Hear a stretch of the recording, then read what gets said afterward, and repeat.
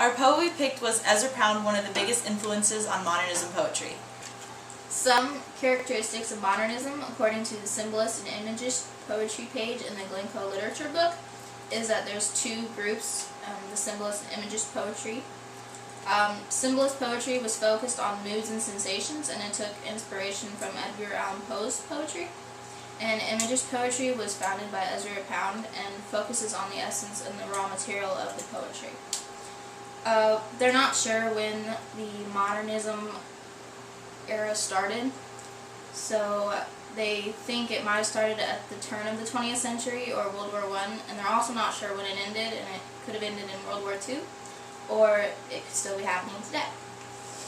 Modernism is inscribed as a particular sense of radical rupture with the past and a perception of cultural crisis, which is according to Abby H.P. Warlock on a Facts on File article.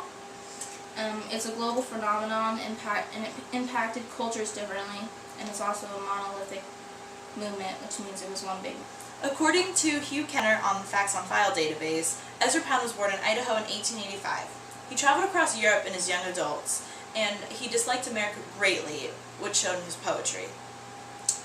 According to the biography page on poets.org, he founded Imagism, which is a technique from Japanese and Chinese poetry that stressed clarity and precision from language, but had no traditional rhyme or meter. Ezra Pound ended his writing career after he was arrested for treason towards America while he lived in Italy. The poem we read was The River Merchant's Wife, and it's based on the Chinese author Li Po. The poem is written from the perspective of a wife in China during World War I, which is unusual for this time period. And the poem focuses on an arranged marriage between the wife and her husband.